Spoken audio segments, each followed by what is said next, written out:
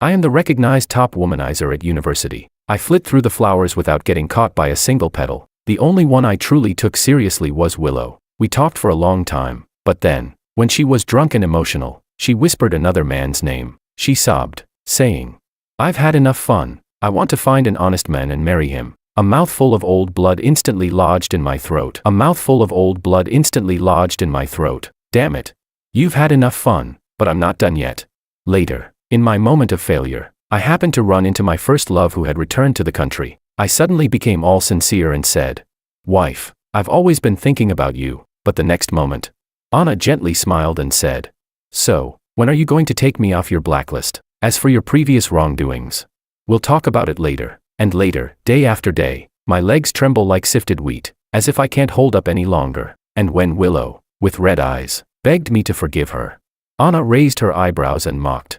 "I'm already showing, but you're still not letting go." Chapter 1. I made my way from a small town to the capital university. I had almost no advantages besides my looks, yet I could easily flit through the crowd without ever getting attached. Whether they were rich young women or brilliant school queens, I could easily win their hearts. I'd play the ambiguous friend role, and after winning them over, I'd act oblivious. As a result, I earned the title of the top womanizer at the capital university. Even so, they still saw me as their idol, treating me with tenderness and dependence. In their eyes, I was a lost soul in need of rescue, and they were sure I would settle down for them. Whenever the mood was right, I'd always redden my eyes and tell the story of my first love, how I once loved her so deeply, but she fell ill during her prime and eventually left me, becoming my eternal regret. Perhaps because of this, I became insecure, unable to truly establish a lasting and stable relationship with the opposite sex. In such moments, I'd look at them with deep, sincere eyes, as if saying, "You're different." That expression, full of love,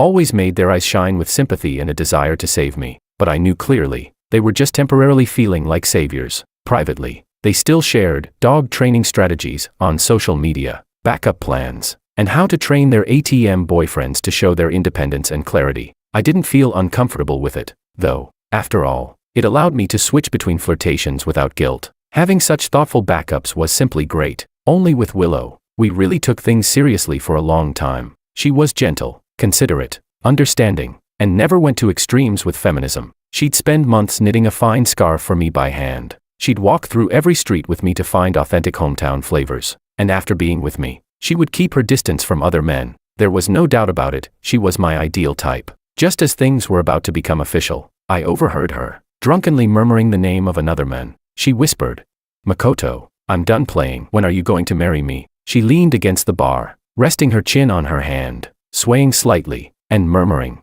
"What am I thinking? I've been with a womanizer like this for so long, and you don't care at all. How could you still wait for me?" The bartender and I were standing nearby and overheard everything. The bartender, moved by her, said thoughtfully, "She even put your contact info as her screensaver. She really loves you." I turned pale, my hair turned green, and my nose was red. I felt like a clown. I scratched my head and said, "Well, I'm not Makoto. I'm just the womanizer who's been with her for so long." The bartender was speechless. He opened his mouth but couldn't say anything. I suppressed my sorrow, paid the bill, and asked the bartender to book her a private room. I was left with nothing but a thin, frail silhouette. Chapter 2. When I got home, my face immediately darkened. I rushed to the bathroom and splashed my face with cold water several times before I could calm down a little. God knows, a mouthful of old blood instantly lodged in my throat. I was wondering why so many people called me a jerk and advised her not to be with me. Yet she still insisted on accepting my confession. Turns out, she was just using me, this loser, as a tool to irritate her ex. Damn it.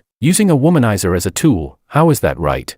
I screamed, "Fuck your mother," countless times in my mind before I could settle my emotions. The bathroom door was knocked on, and I opened it to find David, who looked like he had just woken up. He rubbed his eyes and asked, "Bro, are you okay? Did someone insult you again? Give me their account. I'll go after them." Hearing that warmed my heart. Being in the womanizer business, we're often cursed out, especially by those knights in shining armor, simp protectors, and even stalkers who come to my social media to insult me. I didn't mind. I could even show some magnanimity, but David couldn't stand it and would often fight with those who insulted me late into the night. There were also people in the dorm who disliked me and would often pick fights with me. When he found out, he suggested we move out, so we rented an apartment nearby. After David started his own business in college, he began working hard to earn money. His first car was actually bought as a gift for me. He knew I was a flirt and would even take the initiative to help me check out and introduce beautiful women. When we were kids, I took on the role of parent and cared for him. Now that we're older, the roles had reversed.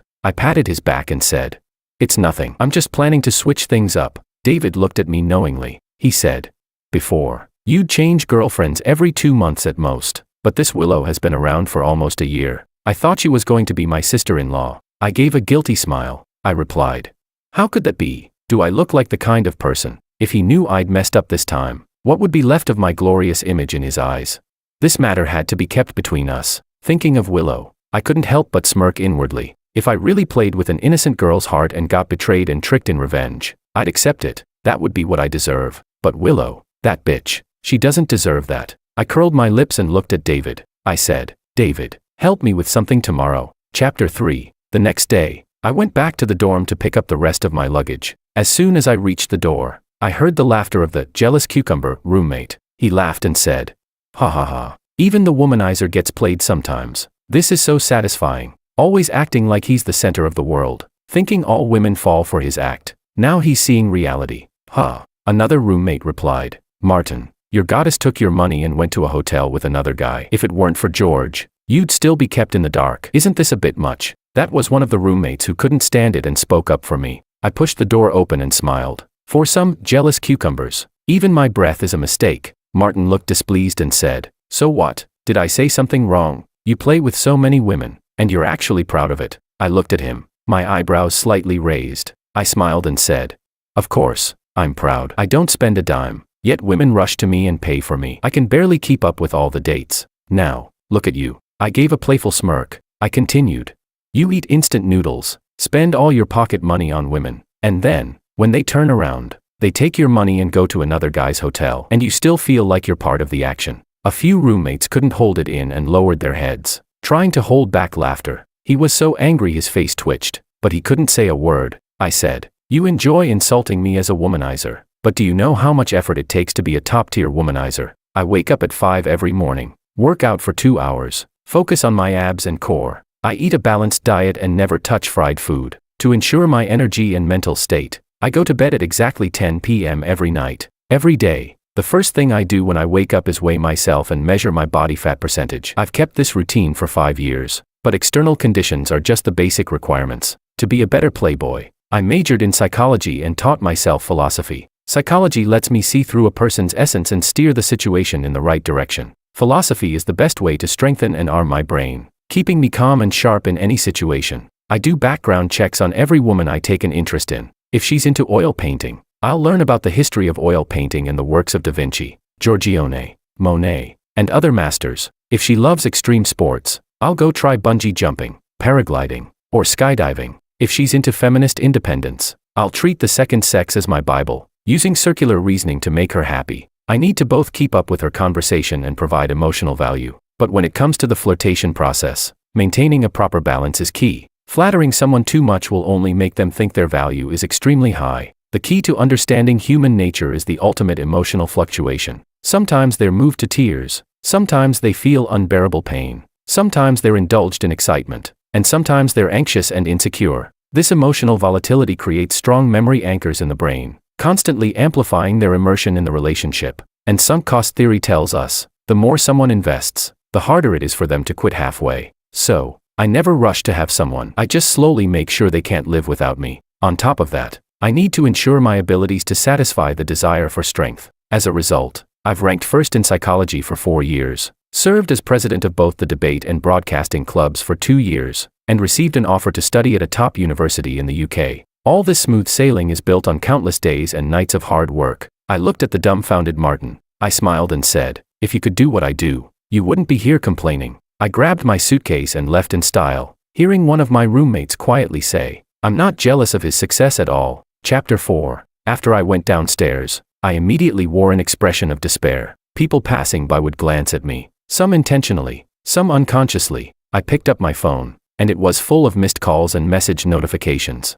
My backup plans were all concerned about my mental state, because just last night, my secondary account was exposed by someone with ill intentions and posted on the campus wall. It recorded the story of a deeply emotional man who, after suffering psychological trauma, got close to the light source. At the end of the story, The light source turned out to be fake, leading to a deeper abyss. Those who heard it were heartbroken, and those who saw it were moved to tears. The post detailed the sweet and sour moments of my ambiguous relationship with Willow, narrating it in an overly dramatic way through words. I've been good with words since I was young, and charming phrases come to me easily. As for the incident at the bar, a bartender even came forward to verify the truth of the story. I had completely become the object of everyone's sympathy. What's more heart-stirring than a prodigal son returning, only to be cruelly betrayed? After all, saving a jerk is far more fulfilling than being with a good, decent guy. It makes a woman feel needed. Another phone call came in, and I answered it with a hoarse voice. A younger female student asked, "Senior, are you okay? Willow's such a bitch. Don't let her get to you." I croaked, "I'm fine. I just want to be alone for a while." She said, "She's not worth your sadness. Maybe you should try looking at other people." I weakly smiled and replied, "Thanks." Of course, I wasn't sad. After all, this secondary account was something I had put out myself. I have more than 10 similar accounts. Each one records the stories of different flirtations. I knew that someday, they would come in handy. Chapter 5. When I got home, David eagerly told me everything that had just happened. He said, "Bro, when I was taking the things you gave me downstairs to throw out, I just so happened to run into Willow in the hallway." He continued.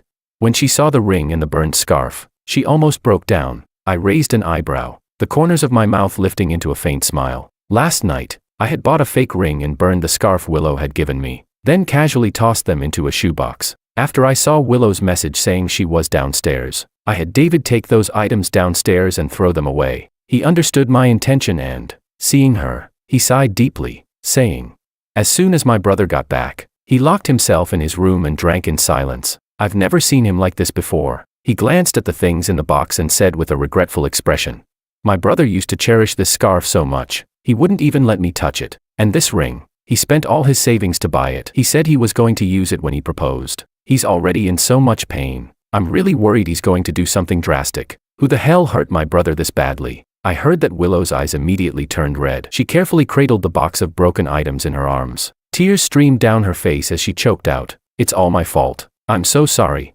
George." Then, she transferred 50,000 yuan to David, asking him to pass it to me but to never let me know it came from her. David couldn't refuse, so he reluctantly accepted it and then said something that struck deep. He said, "My brother said meeting you was like finding redemption. He thought you were special, but in the end, he lost, and he lost terribly." Willow's psychological defenses completely crumbled in that moment. Chapter 6. I gave David a thumbs up. Without him, I really wouldn't make it. David suddenly gave a shy smile. He said, "Bro, I need to discuss something with you. Aren't you going to study abroad in the UK? Why don't you become one of those men who are loved but unattainable, and I'll play the role of your substitute?" My brain went completely blank for a long moment before finally reconnecting. I asked, "Are you out of your mind?" He smiled mysteriously and said, "Just treat it as my little kink. This way, you'll be able to get rid of their entanglements, and I can take the opportunity to make some money. As for the money, how about we split it 70 to 30? The frown on my face immediately loosened. Money wasn't the issue. My brother had always been well-behaved and thoughtful. So what if he had a little kink? Of course, I'd indulge him. As my brother, he should get the best of everything. So, I set my sights on a rich young lady in the upper-class circle. Alicia, the wealthy, never been in a relationship young lady, was practically the perfect candidate. And so, I encountered the biggest failure of my life. I met her at an art exhibition and, confidently and casually, took the initiative to strike up a conversation. "Does Sue like oil painting too?" To my surprise, she coldly glanced at me and said, "I like comics." Damn it. I followed her to an empty classroom, planning to act like it was a coincidence and get closer. She immediately stood up, not giving me a single glance, and muttered to herself, "I think I'm being haunted by a ghost. Maybe I should find a master to take a look." I was speechless. After several failed attempts, I finally managed to enter the Sue family's private room. Before I could say anything, I bumped into a server. A ceramic wine cup shattered on impact. Alicia Sue propped her chin up with one hand, calmly looking at me and saying, 10 million, pay up." I closed my eyes, feeling like I was about to explode. She's blatantly scamming me, and she still has the nerve to act like this. Just as I was about to lash out and curse her out, she cheerfully said, "How about this? Why don't you introduce me to your brother, and we'll call this whole thing off? How does that sound?" I was stunned. "You like him?" Alicia blinked and said, "Yeah." After hearing the full story, I couldn't help but sigh. Is there really such a perfect match in the world? All right, I agree to this arrangement. But then I thought of something, and my face turned serious. I said, However, you should prepare yourself. My brother is into cosplay. Alicia was speechless. Chapter 7. As I stepped out the door, I exhaled a long breath. The more I got close to Alicia Sue, the more I felt an odd sense of discomfort. It wasn't that I felt embarrassed, but whenever she acted all sarcastic, I would somehow see the shadow of a past acquaintance, and the surname was the same. Could it be? I lowered my head in thought and bumped into someone. The sweet scent of citrus hit me, and I froze in place. Before my brain could process it, I felt a sharp sting in my eyes. I looked up with red eyes and saw that familiar face, the one etched deep in my memories from my youth. The once delicate and youthful girl had already shed her innocence. Beneath those refined, delicate brows and eyes, the cool, aloof air she carried was even more pronounced than before. She parted her red lips, and those peach blossom eyes that should have looked gentle now held nothing but mockery. She asked, "Sir, do I look like your first love who died of illness?" I stared at her blankly. I adjusted my emotions, and with a painful tone, I said, "Anna, it hurts." My chin trembled slightly, and I choked on my words. Anna's smile gradually faded, and her gaze tightened as she spoke impatiently. "Don't tell me you're mourning for another woman." I remained silent, but my phone rang at just the right moment. It was Willow. Anna naturally picked up my phone and answered it. Willow's voice came through. "Georgie bro, I know I was wrong, but at least let me see you. Can we do that?" I looked at Anna. Her peach blossom eyes locked onto me. Her lips pressed into a straight line. Her calm and gentle exterior seemed like it could vanish at any moment, revealing the hidden obsession and instability underneath. The next second, she smiled seductively and dropped the phone on the floor. On the other end of the line, Willow asked, "Where are you? Georgie bro, are you there? Say something." The room was deathly silent. Anna pressed herself tightly against me, her soft arm wrapped around my neck. The sweet scent of her breath lingered near my nose. She rose on her tiptoes, wild like a little feral cat, filled with unreasonable eagerness, desperately craving my presence. I could taste the intimate kiss, the faint sounds of it echoing and hitting sensitive nerves one after another. In the silent, dimly lit room, only the sounds of our intertwined breaths remained. It seemed Willow sensed something was off, and her tone turned cold. She asked with dissatisfaction, "George, who are you with?" Anna slowly pulled away, gently pressing her finger to the lip she had bitten until it bled.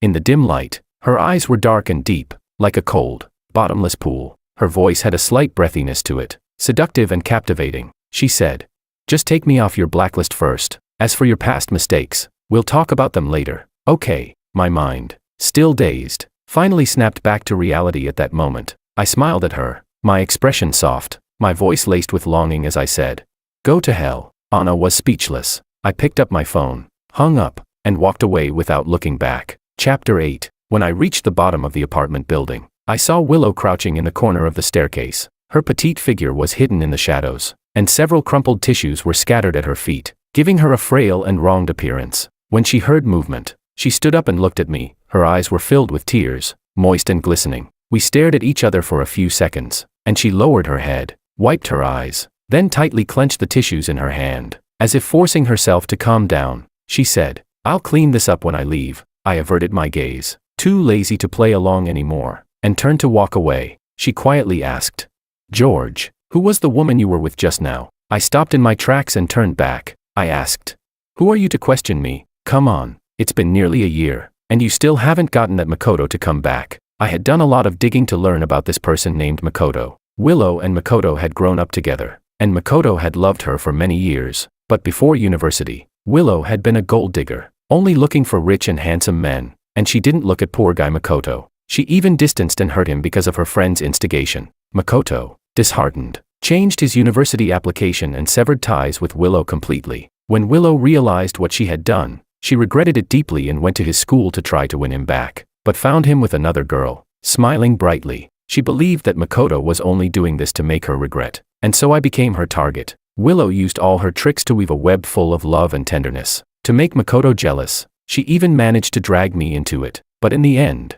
that web only trapped her. At the end of it all, she grasped nothing. Willow lowered her gaze in despair, her lashes trembling. She spoke with difficulty. "I know, Makoto won't come back. It's always just been my obsession. He told me, the past can't be changed. I should focus on the present." Willow looked at me, pain rising in her eyes. She choked up and said, "That night, I got myself drunk and realized that Makoto's shadow was getting farther away, while your smile was becoming clearer. I think I've really let go." She continued, "In this past year, I've seen so many sides of you that no one knows. and my emotions have been stirred countless times by you. I've long since lost track of whether I was acting or if I've just become accustomed to being with you. Seeing me silent, she slowly walked toward me, her eyes filled with pleading and a hint of hope. She choked up again and said, "George, I'm sorry, but I'm willing to do anything to make it up to you. Please, give me one more chance. I'm begging you." Willow tried to throw herself into my arms, but I shoved her away, crossing my arms and looking down at her, a mocking smile curling at the corners of my mouth.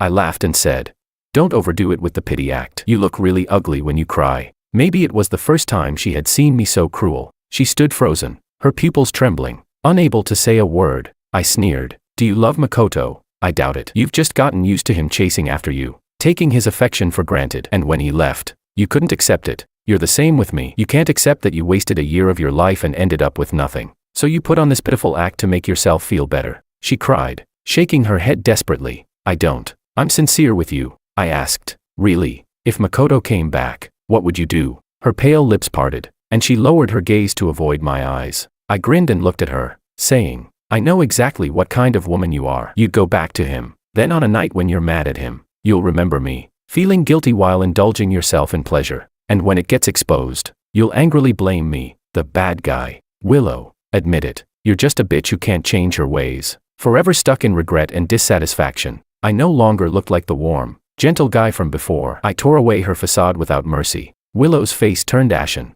and she left in a hurry, almost running, her high heels clicking as she fled. It was as if I was a monster, and even her back seemed to be on the verge of collapsing. Chapter 9. When I got home, I found that David had gone to class, and only then did the tension in my body finally relax. For some strange reason, I logged into an old secondary account on social media. I searched through a handful of followers and found someone. Luckily, he was still posting. The latest post was a silhouette of him kissing a woman under the sunset on the beach. The caption read, "Childhood sweethearts, finally together." Bang. I threw my phone, and the screen shattered into pieces. My heart seemed to be squeezed at that moment, making it hard to breathe. The vague hope that had risen in my mind was shattered in an instant. All that remained was the unbearable anger and helplessness. Childhood sweethearts. Again with the childhood sweethearts. Anna was like that. Willow was like that. Is this my fate, that I, George, can never have a childhood sweetheart? In the first year of high school, a transfer student named Anna joined our class. Though she was reserved, the noble aura around her was undeniable. Beneath her gentle and quiet exterior was a sense of distance that kept everyone at bay. In the first few days, during breaks, many boys would pretend to go to the restroom or look for someone, just to casually glance at her. The girls were also very vigilant, worried that she might steal their crush. As for me, from the moment I laid eyes on her, I knew I had to win her over. Most of the students in our small town were shy and introverted. None dared confess their feelings. I wasn't like them. I would take the initiative to chat with her and ask her questions, though these questions were ones I already knew inside and out. I would take the opportunity to give her little gifts as a thank you once she answered. Sometimes it was a bottle of milk, other times a bag of snacks, or even a wooden sculpture I made with my own hands. I knew that girls from big cities had seen expensive gifts before, but a handmade gift would stand out and be special. When the monthly exam results were posted, Anna stood by the bulletin board for a long time. The rankings were posted there. First place, George. Second place, Anna. Her eyes trembled slightly, and she shot me a cold glare. "Are you messing with me?" I pretended to be innocent and said, "It's all thanks to your teaching. It's your achievement." Her gaze became complicated. After a long pause, she parted her lips and said, "Don't ask me about questions again, and don't give me any more gifts." The implication was clear: stop bothering me. My smile faded slightly, and I lowered my gaze. "All right, got it." With that, I turned and left. Chapter 10. For the next month, I didn't approach her at all. I didn't even make eye contact with her. In our small classroom, it felt as though there was an entire galaxy separating us. Many people noticed that we had broken up, and they thought they had another chance. The girls eagerly came to me to discuss study problems, while the boys would occasionally hover near Anna. The difference was that I smiled at every classmate, patiently and gently helping them with their problems. Meanwhile, the curve of Anna's lips faded more and more each day, so much so that, during class, I often felt a cold, piercing gaze on my back, but it didn't affect me. I still kept my promise, never once glancing at Anna. I carried out the words "like strangers" to the extreme, until one day after school, a few thugs cornered me in an alley. The leader, in an overly dramatic tone, said, "You dare to covet my woman?" I spoke calmly. "You've got the wrong guy. I don't even know who your woman is." He immediately exploded, cursing loudly. "Stop acting, or I'll make you regret it. Do you believe me? I stepped back warily and said, if you guys lay a hand on me, I won't let it slide. The leader laughed mockingly, his face full of disdain, and said, who do you think you are? You're an orphan with no parents, treated like a beast by your uncle's family, with no home. What do you have to fight me? As he spoke, he signaled to his underlings to surround me. I felt a tightness in my chest and hurriedly explained, how could I mess with your woman? I have a girlfriend, I added. My girlfriend is Anna. Who doesn't know that? Anna Sue, the Sue family's daughter. Am I crazy to be with other women behind her back? Do I want to die? The thug sneered as if he had heard a joke. You're really good at making things up. Who doesn't know that Anna never bothers with you? And here you are, making yourself out to be something special. But then, the familiar sound of a woman's voice came from the alley entrance. Why are you bullying my boyfriend? Anna stood there, her brows furrowed slightly, her eyes filled with an unmistakable concern. Beside her, the bodyguard stood impassively, exuding an aura of cold intimidation, like a wall blocking the path, the pressure around him palpable. The thugs went pale, laughing awkwardly and quickly apologizing, then scurrying off in defeat. I scratched my head, my voice unexpectedly carrying a hint of apology. I was just talking nonsense. I won't do it again. With that, I quickly walked past her and left in a hurry. Chapter 11. The next day, I was back to my usual self. I chatted and laughed with others as if nothing had happened the day before. However, a new rumor began to spread around the campus. They said that Anna and I were in a secret relationship. She, however, seemed determined to make that rumor come true, following me around everywhere. As a result, we were even called in for a talk with the teacher. After leaving the office, I awkwardly said, thanks for that day, but it's better if we keep some distance from now on. Her lips pressed into a tight line, and her peach blossom eyes were filled with disappointment. After that, she did indeed keep her distance, just as I had wished, until the day I was on duty. When a classmate and I went to take out the trash, I smiled and handed her a wooden tiger sculpture, one I had made myself. She was taken aback, about to take it, when a slender arm blocked us, a faint fragrance wafted by, and a fair, smooth hand took the sculpture. Anna turned to the girl and smiled sweetly. Classmate, can I buy this from you? Name your price. The girl glanced at me before lowering her head and leaving. I was getting impatient and said, Anna, what do you mean by this? Are you trying to ruin things for me on purpose? Are you out of your mind? She pouted, her voice tinged with a little grievance, and said, just consider me crazy. She paused for a moment before continuing.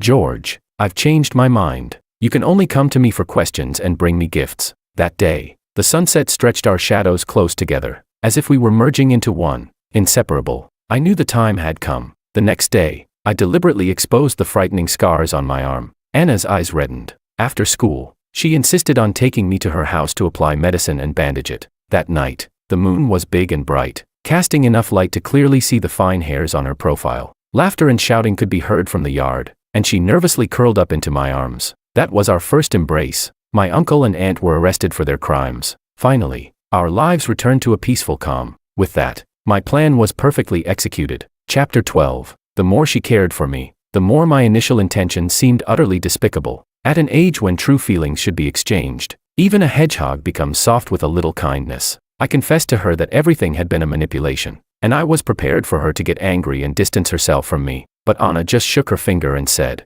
I already know. She continued, but I'm still willing. Want to know why? Her eyes blinked lightly, like the spring waters of a river stirring, sending ripples across my heart. I cleared my throat and said, we can't be in a relationship too early. She snorted and asked, so what? I replied, so, after the college entrance exams, we can make the rumor official. Anna gave a soft hum, her gentle voice tinged with a hint of joy. But to my surprise, not long after, the news came that she and her childhood sweetheart were going abroad together. No one knew that I had met her childhood sweetheart once. He was a second-generation rich heir, his every move exuding dominance. I still can't forget the look he gave me. It was the kind of look one would give a maggot in the gutter, disgusted by even a second glance. He greeted me politely. I'm Kevin. I've known Anna since we were little. You should know. Someone like you will never be with her. We're going abroad, and we hope you'll stay away from her. The unspoken message was clear. I didn't deserve Anna, and they were meant to be together. Honestly, I envied him. Born at the top of the pyramid, raised with the indulgence of his family, he could get anything he wanted just by reaching out his hand. He didn't have to care about anyone's opinion or feelings. Even if he acted recklessly, there was always someone there to cover for him. That's why he could speak to me in that high-handed tone. But I wasn't like that. After my parents passed, my brother and I became orphans, living off the charity of others. I had to be obedient and sensible. I had to read the room. As the eldest, I had to protect my brother. I had to carry the weight of this broken family. Even now, despite wanting to punch him in the face, I knew I couldn't afford the consequences of doing so. I took a deep breath, forced a smile, and said to him, "Are you so sure that Anna will go abroad with you?" Kevin raised an eyebrow, the disdain in his eyes unmistakable. He asked, "Want to make a bet?" I didn't respond, and he turned to leave. Even without his words, I knew. It seemed like I had only this one card to play against him. I had given my heart, so I bet that Anna also had feelings for me. Even if it wasn't much, at least before she left, she would say goodbye to me. The next day, the homeroom teacher told us that Anna had gone abroad. No explanation, not a word, not even a message. I understood the expression on Kevin's face before he left. He was already certain of his victory. I had lost completely. Chapter 13. Maybe it was out of shame and anger, or maybe it was self-deception. To preserve the last bit of my pathetic self-respect, I threw everything that carried the memories of the two of us into a metal bin. The unfinished wooden sculpture, the bracelets we bought together while shopping, the handmade little figurines we made, the pen she borrowed, the notebook she wrote in, even the red string tied around the ancient tree at the temple with our names written on it. I pulled it down and burned it all to ashes. I truly severed all ties. The flames flickered, reflecting in my eyes. They also ignited the burning anger in my heart. Money, I will have it in the future. Fame and fortune, I will have them too. Women, I will have plenty. I will climb to the top and then give them the middle finger, saying, "What are you even worth?" As my thoughts settled, I also calmed down. Thinking back on my childish mindset, I couldn't help but laugh at myself. It felt like all my irrationality had been for Anna. My life is my own. What does it have to do with anyone else? No one will care how I live my life. And now, we're strangers. Why should I care about them? But I can understand. The heavens gave me a smart brain and outstanding looks, so it's not surprising that I'd face some heartache in love. Once I realized this, my heart became as still as water. Whether it's Anna or Willow, they can both just stay the hell away from me. I glanced at the phone lying on the ground, then picked up my tablet and sent David a message. I wrote, "Bring me a new phone when you get back. Out with the old, in with the new." Chapter 14. Soon, it was time to leave for my trip abroad. At the airport, I briefly talked to David about Alicia. Seeing his eager expression, a dark sense of amusement rose in me. How long would this CEO pretending to be a substitute cosplay last? What I didn't expect was that after David left, I would run into Anna. However, after giving myself a little psychological pep talk, when I faced her, I felt completely calm. I could even smile and joke with her. "Are you here to send me off?" She was wearing a polo dress, looking casual and relaxed. She squinted at me and asked, "Why is it that as soon as I come back, you want to leave? Are you avoiding me?" I kept my smile. Maybe it's just that we don't have much fate together. I glanced at my watch and nodded at her. "I'm about to board. Let's talk next time we meet." Anna pressed her lips together without saying anything, standing still as she watched me walk away. Once on the plane, I looked out the window and slowly exhaled. The anger and frustration from the past should come to an end. It was time for me to begin my next journey. However, 3 minutes later, an unexpected voice broke the silence. "Excuse me, sir. I'm in first class. Would you mind switching seats with me?" The middle-aged man sitting next to me happily agreed. The familiar faint fragrance drifted into my nose, and I turned to look at her. I was speechless and said, "Are you Samara? Can't you just leave me alone?" Anna's light-colored eyes were shining with light, looking especially bright. She smiled slightly and said, "Yeah, I just can't die in peace." I was speechless. Chapter 15. On the plane, she tried to explain why she left without saying goodbye and that there was nothing between her and Kevin. I wasn't interested in hearing her nonsense, so I interrupted. "Don't disturb the others while they're trying to rest." Suddenly, a head popped up from the seat in front of us. The person said, "Hey, let her talk. We want to hear too." Someone else from behind chimed in, "Yeah, don't worry. We won't disturb you." I calmly closed my eyes. I covered myself with the blanket and said, "It's disturbing me." After a pause, Anna gave a soft laugh and said, "Then go ahead and sleep. Anyway, there's plenty of time ahead." As soon as we got off the plane, I grabbed my suitcase, ready to leave. Anna, however, grabbed my sleeve and looked up at me. She said, "Wait a minute, we can go together." Just then, an excited male voice came from beside us. "George, I'm over here." It was a mixed-race guy, Chris, my future roommate. He was with a pretty girl, her features delicate and well-defined, her smile a little shy. She waved at me and, in halting Mandarin, said, "Hello, brother. I'm Chris's sister, Tina." I couldn't help but smile. A cute mixed-race beauty. I couldn't even imagine how good life in the UK would be. The three of us walked ahead, chatting and laughing. As for Anna, She had already been completely ignored. Chris leaned in and asked, "George, what's up with the beautiful girl behind us? Why does she look so upset?" Without looking back, I replied, "Oh, maybe she's constipated." Chapter 16. I had been in the UK for a while and was starting to adjust to life there. I was just so busy, there was no time to fish. Besides, the women here are so cold and indifferent, they totally ignore my attempts at flirting. Is this normal? I had to comfort myself, telling myself that everyone has different tastes, no need to force it. On the other hand, Anna kept hanging around me when she had nothing else to do, and it was getting annoying. One day, after class, dragging my exhausted body to the school entrance, I unexpectedly ran into a familiar face. Kevin had changed quite a bit compared to before. His hair was neatly styled, and he was dressed in a formal suit. The biggest change was his demeanor. He had matured a lot. He frowned and stared at me for a long time, his face a little tense. I raised an eyebrow. "Here to warn me again," he replied.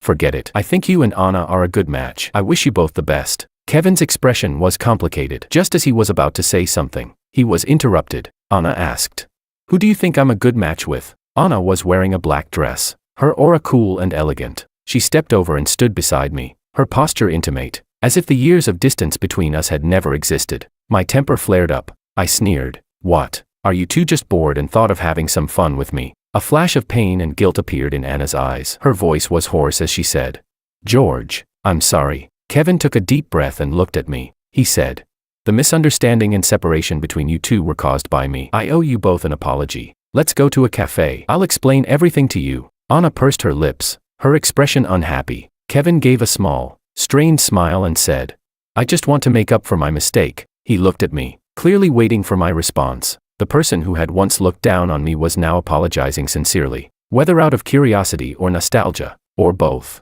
I nodded and agreed. Kevin let out a relieved sigh, a smile of relief on his face. He said, "Thank you." Chapter 17. The cafe hidden in the shopping street offered a quiet escape from the bustle. The soft, melodic music gradually eased the tension in my heart. Kevin sat across from me, stirring his coffee, and slowly began speaking.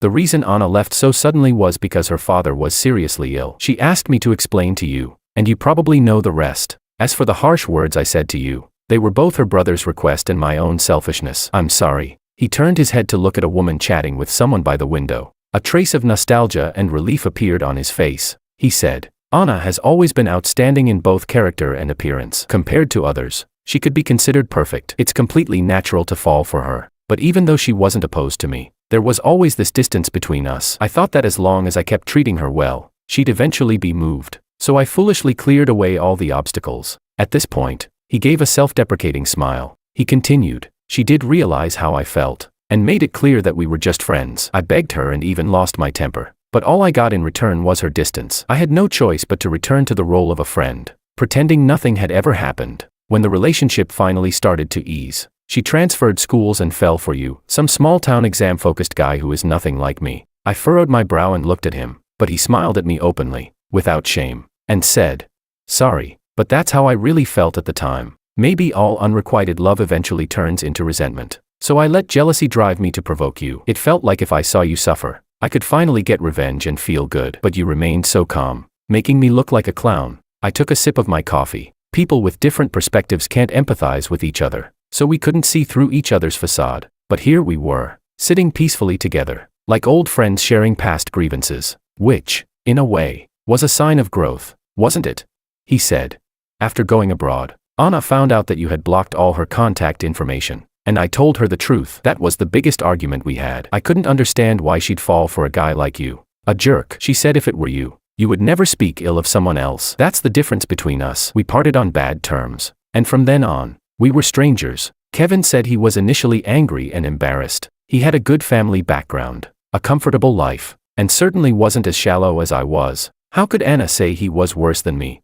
To escape reality, Kevin traveled all over the world and met people from all walks of life. He met refugees who fought to the death over a piece of bread, children sold by their parents, and countless other struggling souls fighting to survive. He said, "Gradually, I started thinking about you, started to understand you, and even began to admire you. George, you've carried your burdens through all these difficulties. You fought through life's struggles to get where you are today. I apologize for my past prejudices. I'm sorry. I finally understand why Anna likes you." The coffee was almost gone, and the misunderstanding was finally cleared up. His expression was calm, and his smile became more relaxed, as if the knot in his heart had finally unraveled. He handed me a business card. He said, "This is my contact information. The damage I caused can't be undone, but I'll do my best to make amends. If you ever need help, feel free to reach out." I took it with composure. I replied, "All right, I'll gladly accept." In the adult world, there's no such thing as forgiving and forgetting with a smile. Only real, practical exchanges of interests. When connections are offered, they should be utilized. Finally,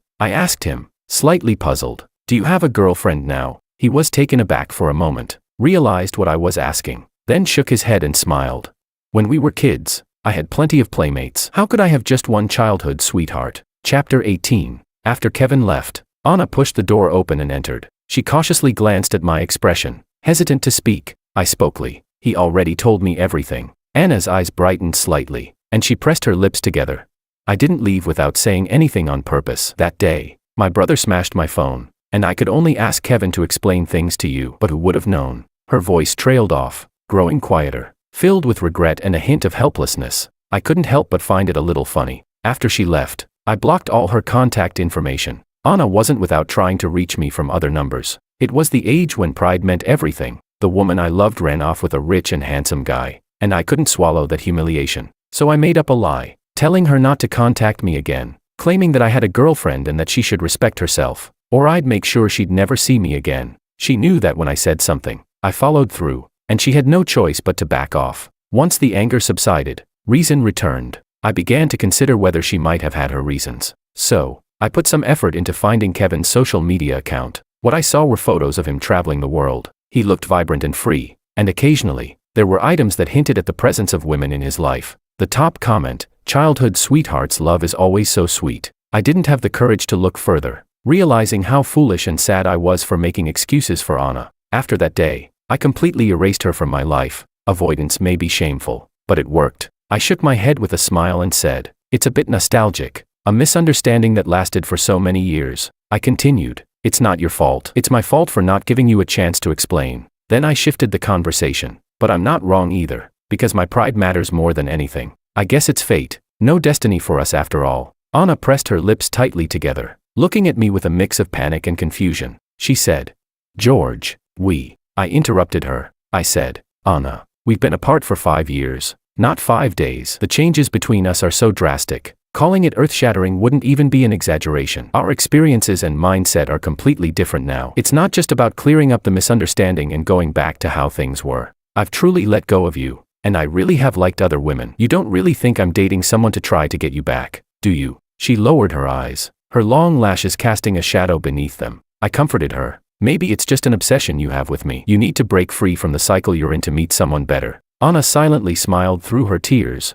Her eyes were red, and her voice trembled as she said, "George, how do you know I'm not willing to stay trapped in this cycle?" I froze for a moment. The next second, she threw herself into my arms, her shoulders trembling slightly. She said, "For the past 5 years, I've been watching you. I've seen you silence your opponents in debates, seen you confidently soar on stage, and seen you exhausted in the library, about to fall asleep. My feelings for you haven't lessened. On the contrary, they've only grown stronger." She said, "But now you're telling me to let go. How could I possibly let go?" Her sweet breath brushed against my nose. Her hoarse voice slightly choked. She choked out, "George, at least don't sentence me to death like this. Don't I deserve a chance? This isn't fair to me." I remained silent for a long time, but eventually, I relented. Chapter 19. After graduation, I successfully received offers from several top psychology consulting firms, both domestic and international. Chris organized a celebration for me at the bar. Foreigners are always enthusiastic and outgoing, but I couldn't get into those over-the-top games, so I found an excuse to step outside for some fresh air. "George, are you okay?"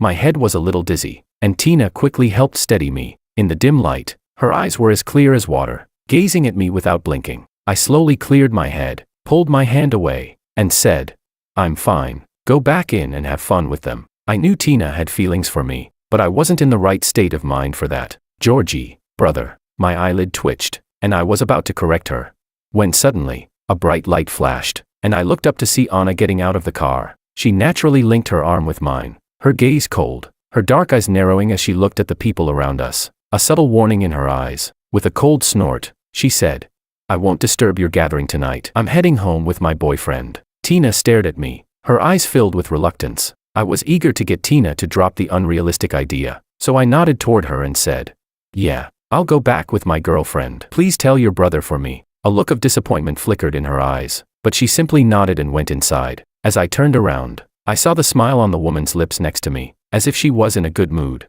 I couldn't help but say, "It's not real. So what are you happy about?" Ever since I agreed to her before, she'd been cutting off all my chances with other women. My earlier confusion was cleared up. It wasn't that I couldn't do it. It was that someone had been secretly sabotaging me. She parted her red lips and softly whispered, her words lost to the night, carried only by the wind. She said, "It will come true, eventually." Chapter 20. When I got home, Anna expertly rolled up her sleeves and entered the kitchen, bringing out a pot of hot hangover soup. Curious, I asked, "How did you get in?" She leisurely ladled the soup, giving me a soft laugh as she said, "Chris gave me the code." Ever since I gave in 3 years ago, she had taken ownership of my kitchen, cooking meals and making soups for us. She'd come and go as naturally as if it were her own house. I worried Chris might have an issue with it, but he just smiled and waved it off.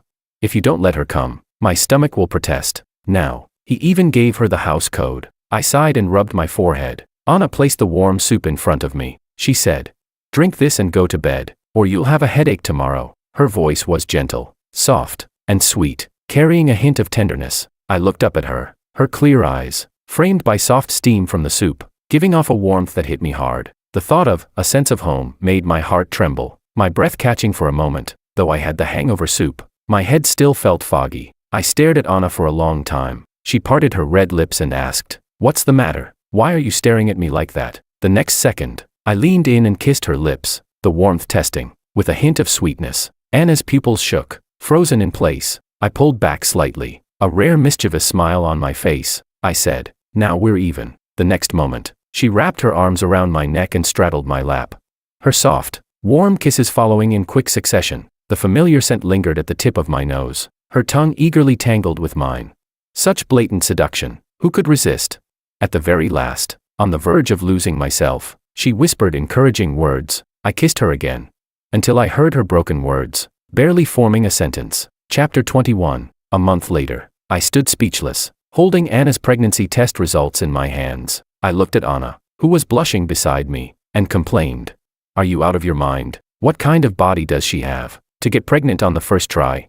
Her lips curled into a victorious smile. The little sparkles in her eyes danced with joy. She said, "Husband, whether I'm sick or not, this report already proves everything." I was speechless. The news about Alicia's engagement was causing a stir back in China. I looked at Anna and asked with a sharp tone, "So what about your niece?" She was drinking carrot juice casually and replied, "I'm not sure, but Alicia isn't that kind of person." It wasn't until I came to the UK that I found out Anna was actually Alicia's aunt, but the age difference between them was only a year. Sue family's mother had been an older mother, and after suffering a serious illness, she passed away soon after giving birth to Anna. The Sue family's father, deeply hurt by the loss of his wife, became ill and went abroad for recovery. Sue family's eldest son took over the family business, neglecting his younger sister, perhaps blaming her for their mother's death. Anna, always well-behaved and considerate, was gentle and kind to everyone, never causing any trouble for her family. Even so, she never felt accepted by them. She transferred to that small town,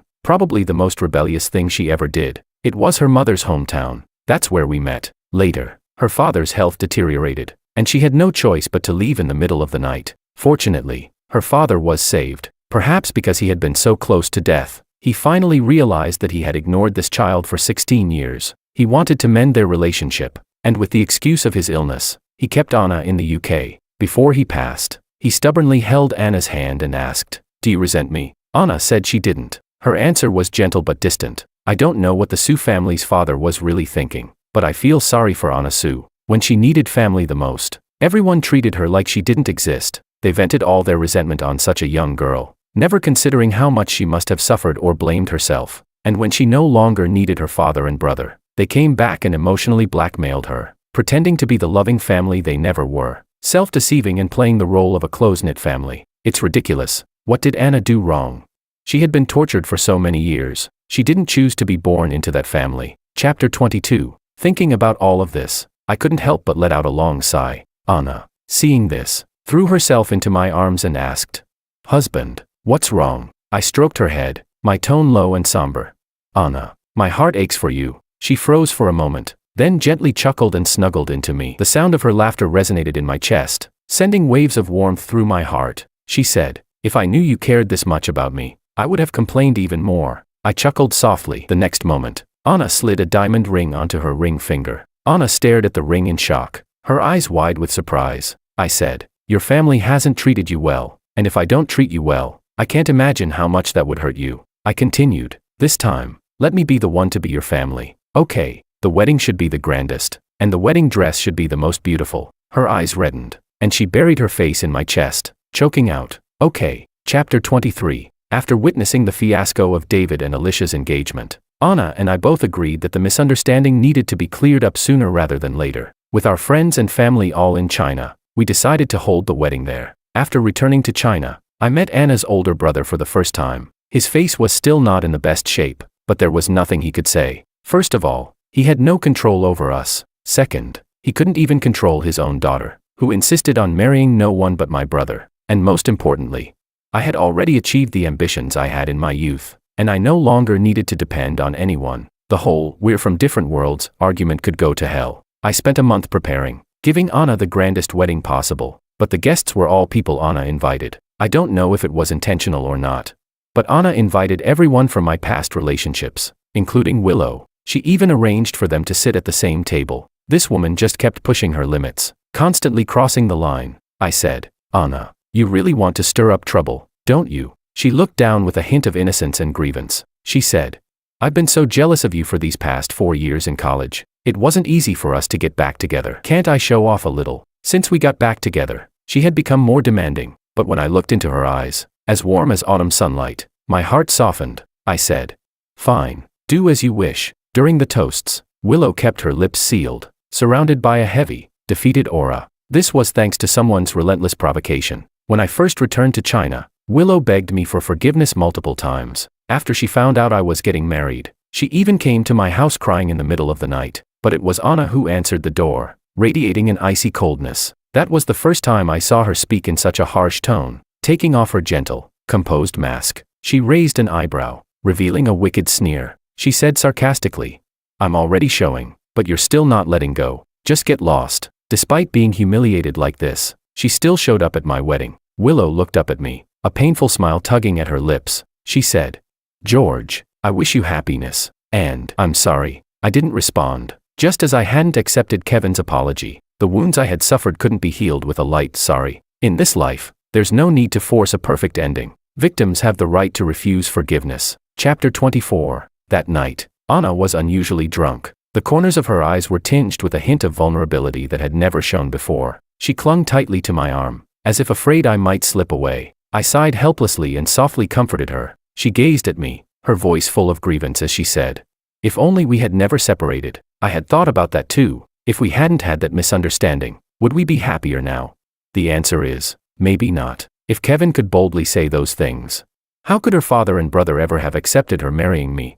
So, no matter what, there would always be regrets. It's better to cherish the present. We've both become better, more mature adults, and even after encountering all kinds of people and seeing a broader world, we still find each other and fall in love again. That's what makes it so precious. I kissed her eyes, feeling her lashes tremble lightly on my lips. I said, "Anna, everything is just right." Chapter Extra. In front of others, Anna always acted like a gentle and refined lady, but only George knew just how jealous and scheming she could be. After they got married, she gradually showed her possessiveness. Whenever George looked at another woman, she would throw a little tantrum. She'd sulk and act all sarcastic, moody. She was basically like Ophelia from Shakespeare's Hamlet. As this happened more often, George grew tired of comforting her and decided it was time for a serious conversation. Every time this came up, she would act all melancholic, like she was on the verge of dying. Her expression would be so desolate, like a little abandoned animal. She knew exactly how to get to George, he just couldn't bring himself to scold her.